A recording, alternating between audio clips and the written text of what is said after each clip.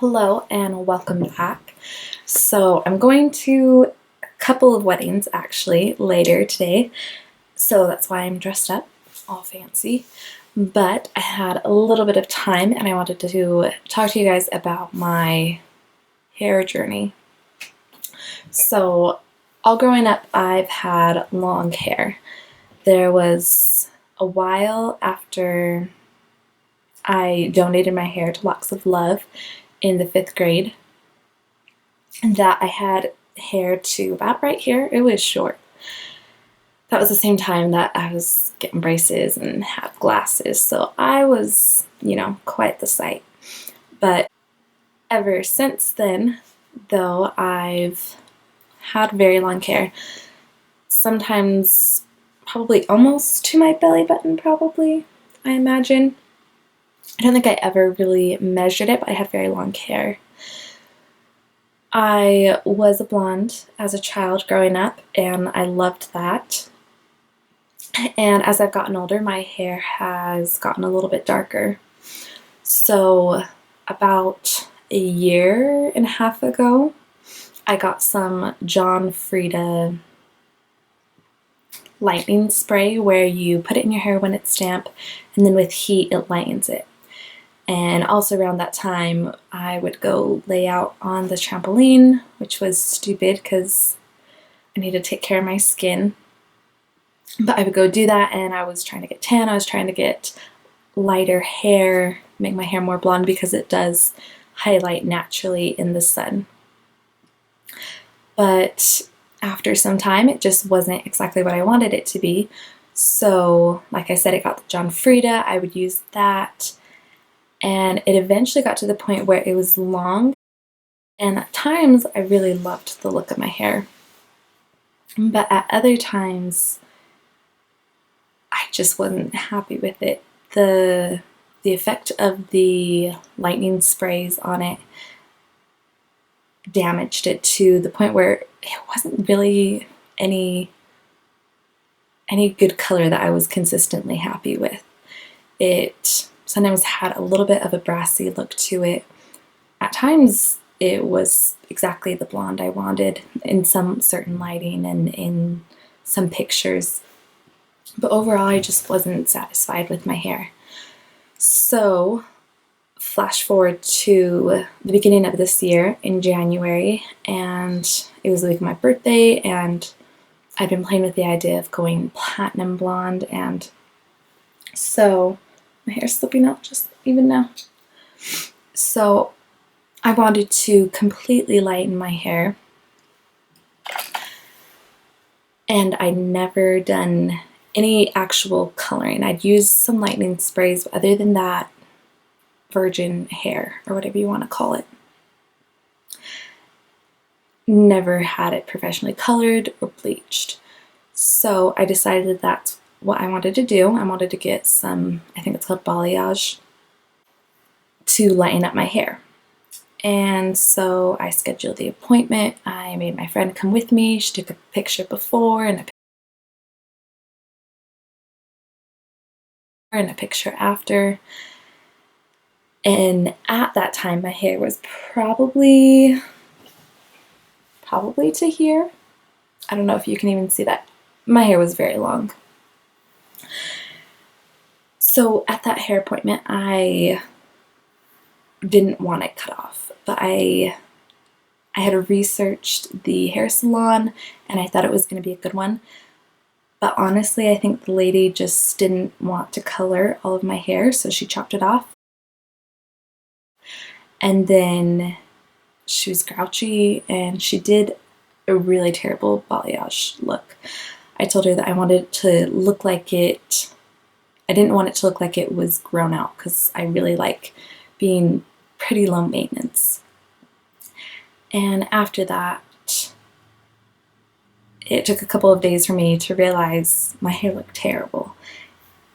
My boyfriend took a picture of my hair and it looked like it was grow out already.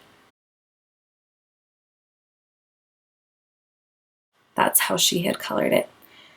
So then I had someone else, actually my boyfriend's mom, fixed my hair, and so she made it so it didn't look as much gras. It was just kind of a more easy transition between the natural color up here and the very, very light underneath. I'll show you guys some pictures of kind of how it's grown out. I don't know if you can see, but it's an obvious difference. And after I colored my hair, after a couple of months, I realized I don't like being this blonde. I don't feel myself as much. It's kind of fun in the spring and the summer. It's very bright, but it doesn't reflect my personality as much as I want it to. And in some of my past videos, you guys might have noticed a lot of grout, especially in the back. It's very dark, and then you've got this bleached blonde, which is fine, but it's not me by any means. So in the months since, I've been trying very much to take care of my hair. I bought a after shower deep conditioner that I'll just put on the ends. Oh, and mind you, I don't think I told you, so when she cut it, it was probably about to here. So thankfully my hair grows quite a bit anyway, but I have been doing a lot of stuff to try and accelerate its growth. So some of the things I did is I've been taking supplements. I tried the Hum Nutrition's hair growth vitamins, and they're really good flavor, these little heart-shaped gummies, and they've got a lot of good nutrients. I'll put the link below if you want to check those out. And I really have been impressed with how much my hair has grown out, and you guys will see how drastic the amount that's grown out since I got it colored is.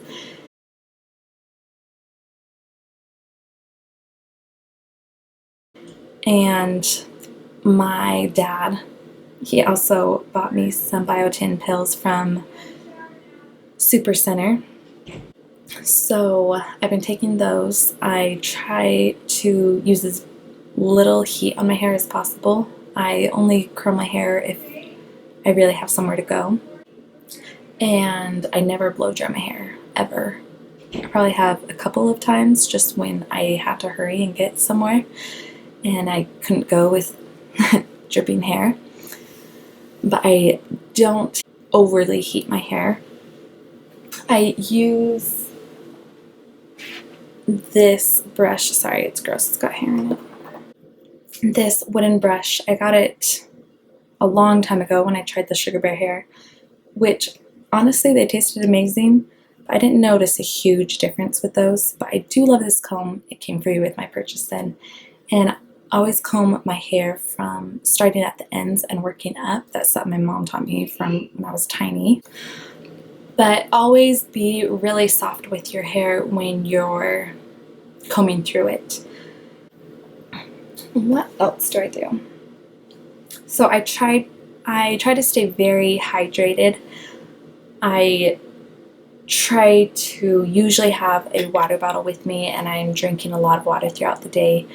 Obviously there are days that I don't do that and it's not perfectly consistent, but overall I try to stay pretty hydrated, and I think that helps just with overall body health, skin, hair, nails, eyes, everything. Another thing, I'm not perfect in my diet, and by diet I simply mean what I eat on the day-to-day. I don't do any diets or anything, but I try to have a lot of vegetables, a lot of fruit, and I'm not sure that it's had a major effect on my hair, but particularly with my skin, and everything's connected, so I imagine it's had a positive effect on my hair. But I drink kefir daily, and kefir, it's a probiotic, and it's just very good for your gut health. And remember, whatever's going on in your gut is reflected on the outside. It plays an enormous role in your beauty and health. So I try to do that. I don't wash my hair every day. It's either every other day, depending on what kind of week it's been, if I've been exercising a lot or outdoors and it's hot a lot. So either 2 to 3 days is how often I wash my hair. So right now I'm trying to use up the shampoo and conditioners that I have. They're just ones from the drugstore. Try to get them somewhat natural, but I don't want to be wasteful either. So until I can replace them with products that I really want to use and that are natural and cruelty-free, I'm just using those up. One shampoo that is my all-time favorite though for smell, they are natural, cruelty-free, all that feel-good stuff, is number 4 Hair Care's clarifying shampoo. That stuff is amazing. It's personally my favorite because it works wonderfully on my hair. Everyone's different though, so you may just need to figure out what works for you, but that one, top of the list for me. I just like a lot of their products. They're a little bit on the pricier side, so when I do get them, I try to be really frugal and conscious of how much I'm using in each time and not use more than I need to. Something I'm really big on is getting plenty of sleep at night. Really, with everything that's just good for your body overall, eating right, sleeping right, keeping your stress low, hydrating, that's all going to be expressed in your hair. As far as styling of hair, I try to not do too many high ponytails. I usually try and keep my hairstyles very low maintenance, honestly. Something that's not pulling at my hair too much, tearing at it at all, and using hair elastics and hair clips that aren't going to damage my hair either. So you probably notice I like to do my hair in a lot of braids, and lately I've done my hair, because it's a really good length right now, for, I'm calling them French twists. Obviously I'm not a hairdo guru, but I do know how to take care of hair health. So I like to just twist it up and put a clip in it, and that's a really good way to keep it up off my neck without putting it in a hair elastic, which can, over time, if you wear them a lot, tear at the hairs around here, especially if you pull on the sides, and kind of sometimes cause hair loss around your face, especially on your temples. Recently, I discovered the Invisibobble hair elastics, and I love those. I totally recommend those. They're very easy and soft on your hair. Now, I also, like I said, like to use nutrition to be one of my main beauty products, beauty staples. So I discovered these 2 books, the Eat Pretty Nutrition for Beauty Inside and Out, and Eat Pretty Every Day. This is just like 365 days a year, beauty inspiration for every day. This one looks more closely at seasons and what food you should be having in each season, and it tells you what foods there are and exactly how they affect your health. So I've liked looking through this with each season and seeing what foods in there particularly impact hair health and even just hair color and luster. For example, in spring you have green beans, and it says they're good sources of hair and nail building minerals like iron, thiamine, riboflavin. Like I said, I'm not a nutritionist, I don't know how to say this stuff. Niacin, as well as manganese. For summer, one of the main things that are in season is celery, and it says celery's content of silicon supports skin elasticity and hydration, plus healthy hair growth. Silicon is one ingredient in a popular over-the-counter hair growth supplement. Who knew? One of the other foods that are in season in summer is the pineapple, which is rich in vitamin B6 and copper, which are 2 nutrients that are very healthy for hair and hair color. that's one that I'm especially worried about because I want to completely just grow out all of this bleached and get back to my natural hair color. My natural hair color before I started trying to sit out in the sun and bleaching it and using lightning sprays. Those ruined my hair color. I want it to be completely free of any chemical changes because my natural hair color, I love it. It feels more me. It's darker than I was growing up, but it's definitely more reflective of the person I am now. Another one that you want to be looking for are foods that are good for your scalp health. For example, walnuts. They are full of minerals, including zinc for healthy skin and scalp.